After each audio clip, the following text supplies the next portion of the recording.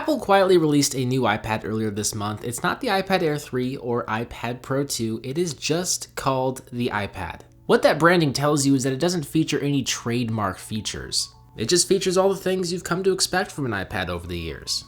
It has a premium aluminum and glass build that's not too thick nor too thin, though it is a little bit thicker than the iPad Air 2. There's no radical new design change at all. It still features a 9.7-inch display with those quarter to half-inch bezels around it. The display itself is where Apple cut the most corners when you compare this iPad to Apple's higher-end iPad Pro. It doesn't feature a wide color or true tone display, let alone a fully laminated or anti-reflective coating.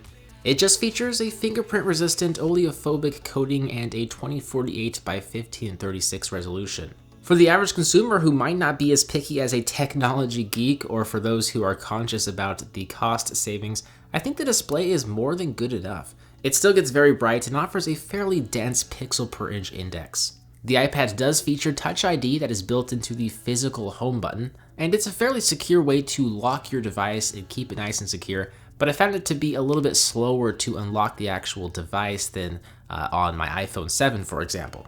iOS runs very well on this device. It features the most up-to-date version of iOS 10 and has support for multitasking. Therefore, you can run two applications at the same time to increase your productivity.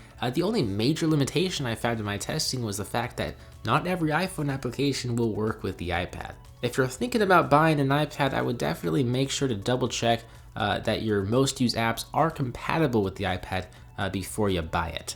Instagram, for example, still doesn't have an iPad app.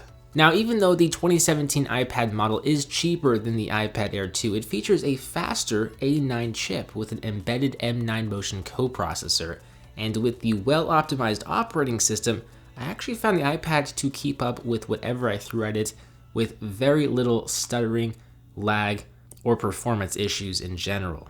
There is an 8-megapixel camera that is significantly worse than the camera found in the iPad Pro. If you plan on using the camera a lot, that could be a deal breaker, but just know that regardless of whether you have the iPad Pro or 2017 iPad, the camera in your smartphone will likely be more capable and less wielding than the iPad's camera. Side note, if you're going to take pictures with your iPad, make sure to do it in private.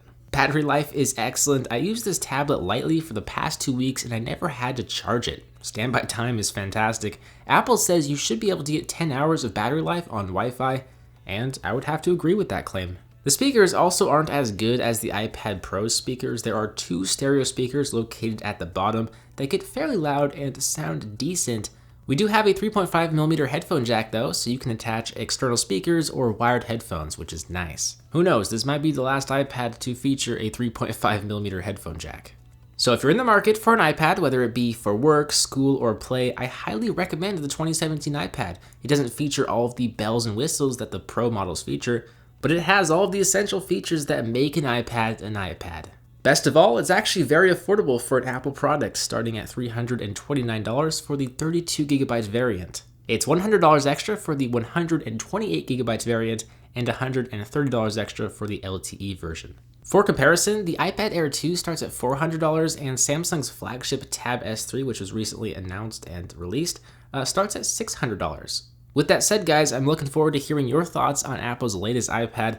I'm BoHD from PhoneDog.com. I hope you enjoyed this video, and I will see you right back here in the next one. See ya.